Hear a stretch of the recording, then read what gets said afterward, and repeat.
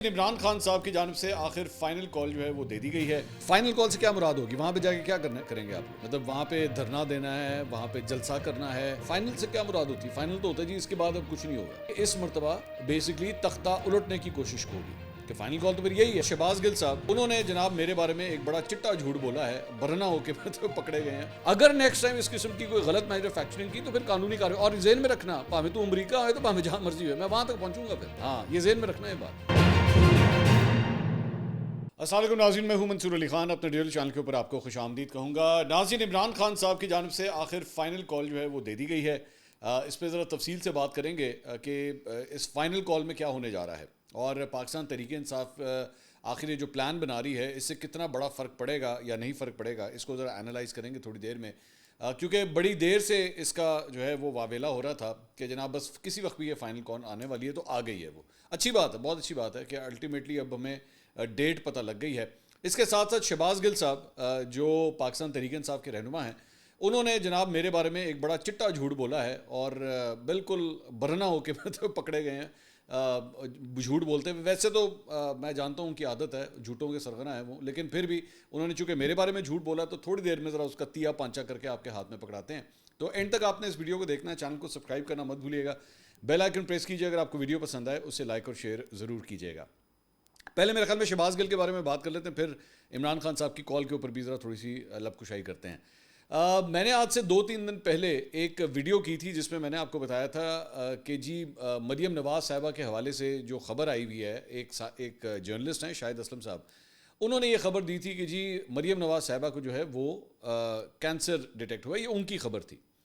اچھا, اب ہم نے تھوڑا سا اس کے اوپر ذرا انویسٹیگیٹ کیا, سورسز کے ذریعے ذرا چیزیں کچھ پتہ کروائیں, تو اس کے بعد میں نے اس کی چند ڈیٹیل جو ہیں اپنے ویلاگ کے اندر شیئر کی. اب ہوا کیا کہ میرے اس کلپ میں سے ایک ایڈیٹڈ پورشن جو ہے وہ نکالا گیا, اور ایڈیٹڈ پورشن نکال کے امپریشن کیا دیا گیا جو چلایا گیا ہے, اور خاص طور پہ شہباز گل صاحب جو فراڈی ہیں انہوں نے جو چلایا ہے وہ کلپ چلایا کس طرح گیا سنیے گا ذرا. مریم نواز صاحبہ کو جو ہے وہ کینسر کا مرض جو ہے وہ لاحق ہو گیا ہے.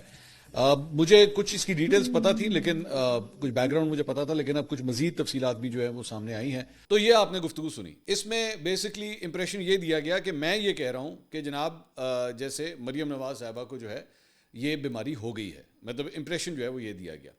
اور اس کے بعد ایکچوئل جو کلپ تھا, جو ایکچولی میں نے ویڈیو کے اندر بات کی ہوئی ہے, جو ایڈیٹڈ نہیں ہے اور کاٹی نہیں ہوئی, جو ان لوگوں کا فراڈیوں کا کام ہے ہمیشہ سے کرتے آئے ہیں, وہ کلپ کیا تھا اب ذرا وہ سنیے گا. مریم نواز صاحبہ کے حوالے سے جو آپ جانتے ہیں وہ جنیوا کے اندر موجود ہیں, تو ان کی بیماری کو لے کے بہت سی چہم گوئیاں ہو رہی تھیں, اور بلکہ ایک صحافی ہیں انہوں نے یہ کہا کہ جی مریم نواز صاحبہ کو جو ہے وہ کینسر کا مرض جو ہے وہ لاحق ہو گیا ہے. مجھے کچھ اس کی ڈیٹیلز پتہ تھی, لیکن کچھ بیک گراؤنڈ مجھے پتا تھا, لیکن اب کچھ مزید تفصیلات بھی جو ہے وہ سامنے آئی ہیں. میں نے پوچھا اس اپنی سورس سے, میں نے پوچھا کہ جی یہ جو خبر آ رہی ہے کہ ان کو کینسر ڈیٹیکٹ ہوا ہے تو کیا یہ صحیح ہے؟ تو انہوں نے کہا نہیں, یہ بالکل غلط خبر ہے, ایسی کوئی بات نہیں ہے. مریم نواز صاحبہ کے ٹیسٹ ہو چکے ہیں, ان ٹیسٹ کی رپورٹ جو ہے وہ 3 دن کے بعد آنے والی ہے, اور 3 دن کے بعد جو ہے وہ ایک بورڈ بیٹھے گا اور وہ فیصلہ کرے گا کہ آگے رپورٹس جب آئیں گی تو اس کے بعد جو ہے وہ کس طرح آگے جایا جائے گا. ان ٹیسٹ کے اندر ان کے ہارٹ کے ریلیٹڈ بھی جو ہیں چند ٹیسٹ وغیرہ جو ہیں وہ ہوئے ہیں. تو یہ آپ نے گفتگو سنی جس میں کلیئر کٹ یہ بات بتا رہا ہوں کہ یہ خبر جو ہے یہ شاہد اسلم صاحب کی تھی, اور میں نے جو پتہ کرایا ہے ان کو ایسی کوئی بات نہیں ہے, ان کو کوئی ایسی بیماری نہیں ہے. لیکن شہباز گل صاحب کیونکہ ظاہری بات ہے ان کا کام ہے یہ, اور وہ ایک پورے ایجنڈے کے تحت یہ جھوٹ بولتے ہیں, انہوں نے بیٹھ کے پورا ویلاگ اس بات پہ کھڑکا دیا جی منصور علی خان صاحب یہ کہہ رہے ہیں کہ جناب مریم نواز کو جو ہے بیماری ہو گئی ہے, اور پورا بولے جا رہے ہیں صرف اس ایڈیٹڈ کلپ کی بنیاد کے اوپر. نہیں ہے نا, ظاہری بات ہے, یا تو آپ نے ریسرچ کرنی نہیں ہے, بیٹھ کے پراپرلی آپ نے ویلاگ دیکھنا نہیں ہے کہ آگے پیچھے اس پہ کیا بات ہوئی ہے, کیا کہا ہے اس نے, نہیں. اور اسی طرح میں ان کے بہت سے لونڈے لپاڑے دیکھ رہا تھا پی ٹی آئی کے, جو بیٹھ کے ٹویٹر کے اوپر جو ہے وہ شیئر کیے جا رہے ہیں کہ جناب منصور علی خان نے کہہ دیا کہ مریم نواز کو بیماری ہے, جبکہ میں کیٹیگوریکلی اس کے اندر یہ کہہ رہا ہوں کہ نہیں ہے. ابھی ان کے ٹیسٹ کیے گئے ہیں, اس کی رپورٹس ابھی آنی ہے, فی الحال ایسی کوئی بات نہیں ہے, لیکن یہ اسی بنیاد کے اوپر جو ہے نا وہ بولی جا رہی ہے. اچھا, اس کے اندر میں دیکھ رہا تھا کہ یہ جھوٹوں کا سربراہ جو ہے شہباز گل, اس نے ایک اور بات کی کہ جی مریم نواز کو تو ایسی کوئی بیماری ہے ہی نہیں, اور اگر ہے تو پھر پیپر لا کے دکھائے اور مجھے بتائے. اچھا, بیماری ہے یا نہیں ہے that is a separate thing, لیکن آپ کون ہوتے ہیں کہ آپ کو لا کے یہ ڈاکومنٹ دکھائے جائیں؟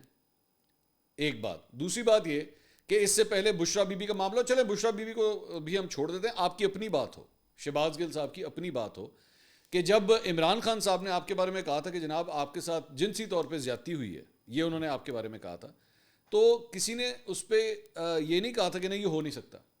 یا آپ نے بھی جب اپنے بارے میں آ کے بات کہی کہ جناب آپ کے ساتھ یہ ہوا ہے، یہ سلوک ہوا ہے، کسی نے آپ کو یہ نہیں کہا تھا جناب آپ اس کا ٹیسٹ کرائیں، پتہ نہیں آپ سچ بول رہے ہیں کہ جھوٹ بول رہے ہیں.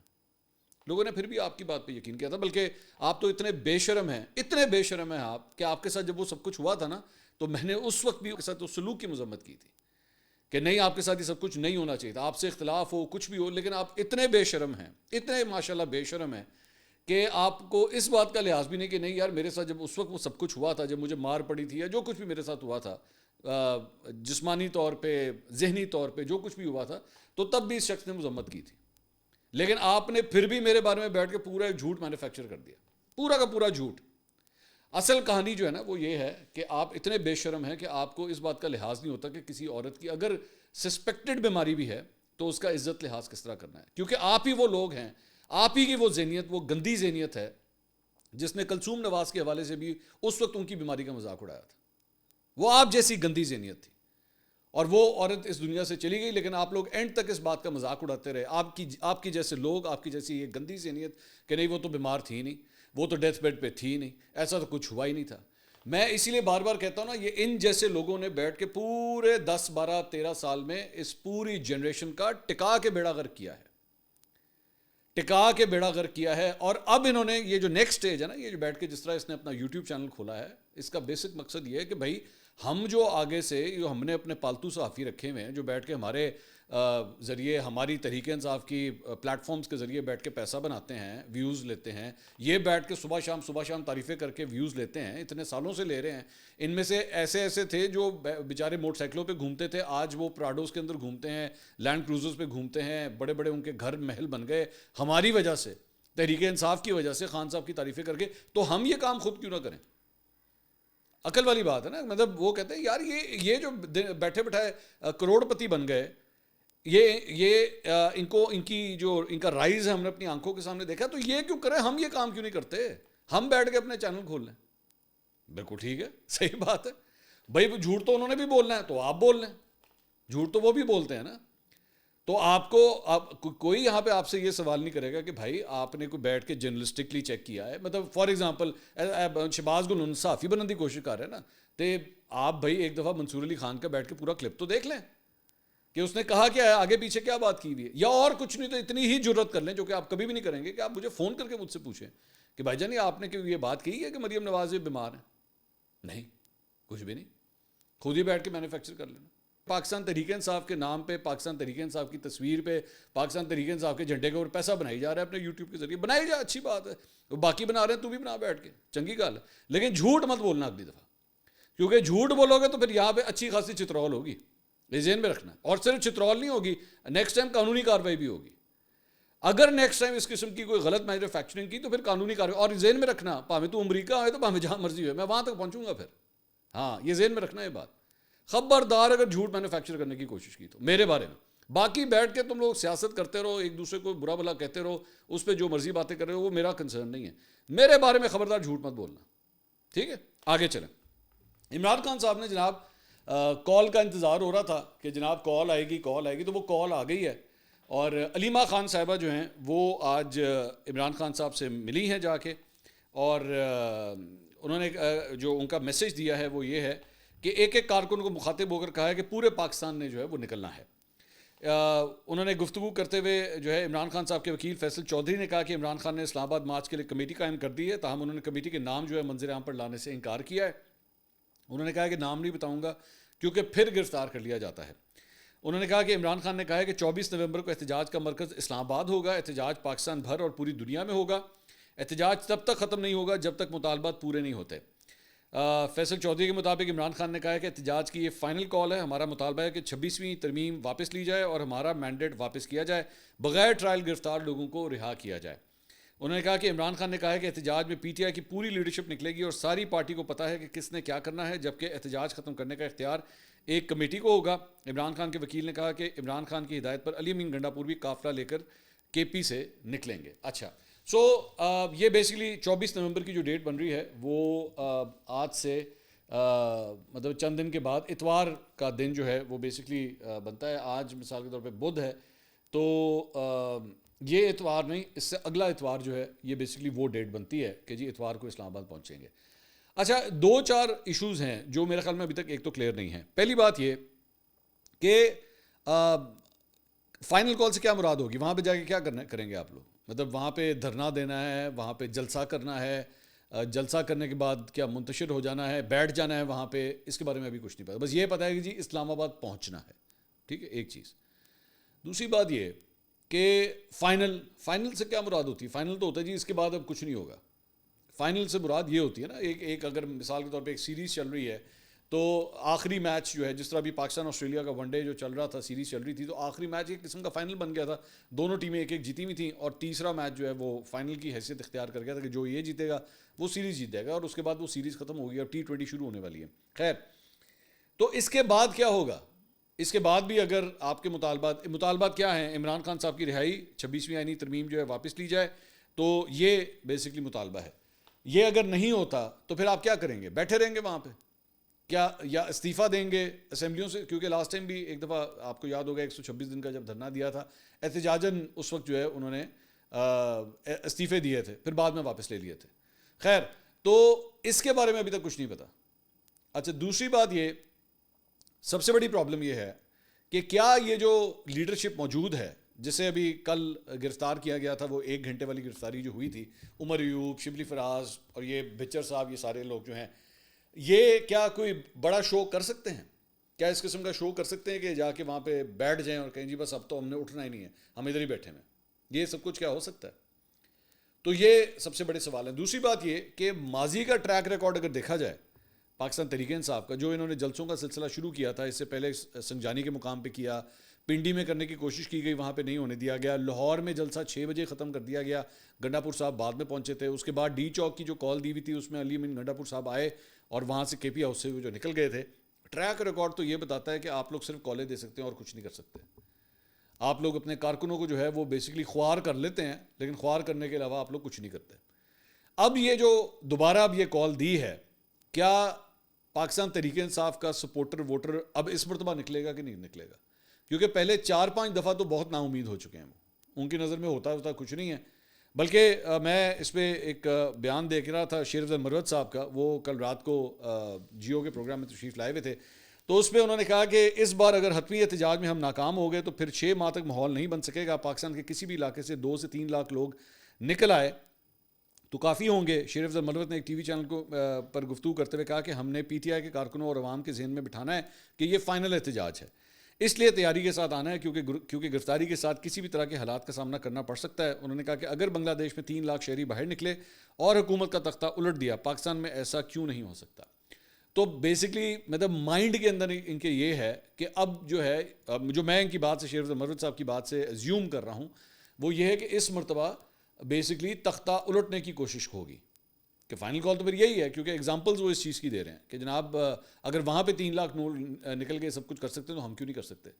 تو کیا ابھی تک تو جو نمبرز نکلے ہیں, جو آخری احتجاجوں میں نمبرز نکلے ہیں, وہ تو کہیں پہ بھی آپ مطلب میرے خیال میں شاید 25,000 سے اوپر بندہ نہیں نکلا ابھی تک کہیں پہ بھی. میکسیمم بھی اگر ہوگا تو وہ 25,000 تک گیا, 25,000 سے اوپر. آپ تو 1 لاکھ نہیں اب تک ٹچ کر سکے.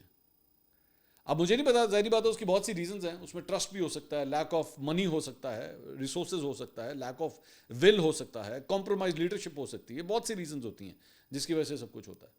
لیکن میں پچھلے چند ویلاگز میں جو بار بار میں بات کرتا ہوں کہ اس کے پرائمری ریزن اس وقت یہ جو کچھ بھی ہو رہا ہے, اس کی پرائمری ریزن صرف اور صرف یہ ہے کہ ہم جو ہے وہ انٹرنیشنل سٹیج کے اوپر جو ہے اپنا فوکس اپنی طرف کروا سکیں کہ جناب دیکھیں پاکستان کے اندر کیا ہو رہا ہے.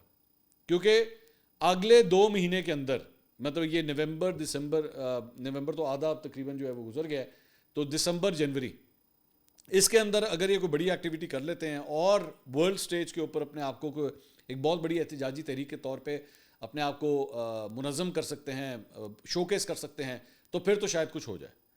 ورنہ سٹیٹس کو جس طرح چل رہا ہے حالات جو ہے واقعات لگ رہا ہے کہ ویسے ہی چلتے جائیں گے. ایک بات. دوسری بات یہ کہ ایک سسپیشن جو پاکستان تحریک انصاف کی لیڈرشپ میں ہے وہ اس بات کی بھی ہے کہ آنے والے وقتوں کے اندر جو ہے عمران خان صاحب کے اگینسٹ یہ جو 190 ملین پاؤنڈ والا معاملہ ہے اس کے اندر سزا شاید ان کو ہو جائے, اور اگر وہ سزا ہو گئی تو پھر اس کے بعد سزا, اپیل اور وہ سارا کچھ معاملہ جو ہے پھر کئی مہینے آگے چلا جائے گا. تو شاید اس لیے یہ ایک آخری اٹیمپٹ ہے. باقی یہ 26ویں آئینی ترمیم والی جو باتیں ہیں نا, 26ویں آئینی ترمیم کو ہم نہیں مانتے, بس اب ہم یہ نہیں کریں گے وہ نہیں کریں گے, یہ ساری کہنے کی باتیں ہیں. وہ اس لیے کیونکہ آپ اسی 26ویں آئینی ترمیم, میں آپ کو مطلب یہیں پہ آپ کو بتا دیتا ہوں نا کہ تضاد کتنا بڑا ہے کہ 26ویں آئینی ترمیم کے ذریعے بننے والی جو کمیٹی ہے, ٹھیک ہے, جس نے ابھی یہ جو آئینی بینچ بنا ہے, جسٹس امین الدین جس کی سربراہی کر رہے ہیں, بائی دا وے وہ کل سے جو ہے وہ کیسز کی سنوائی کا آغاز کرنے جا رہے ہیں, تو اس کمیٹی کے اندر جا کے بیٹھے ہوئے ہیں آپ. 26ویں آئینی ترمیم کو مانتے نہیں ہیں لیکن اس کے ذریعے بننے والی کمیٹی کے اندر جا کے بیٹھتے بھی ہیں, بیٹھ کے فیصلے بھی کرتے ہیں, جا کے ووٹنگ بھی کرتے ہیں, سارا کچھ کرتے ہیں. اس 26ویں آئینی ترمیم کے ذریعے جو چیف جسٹس بنے ہیں جسٹس یحییٰ آفریدی, ان کے سامنے جو ہے وہ آپ چاہتے ہیں کہ آپ کی اپیلیں بھی سنی جائیں, آپ ان کو چیف جسٹس بھی مانتے ہیں, ساتھ نان کے اندر جی اسی 26ویں آئینی ترمیم کو نہیں مانتے.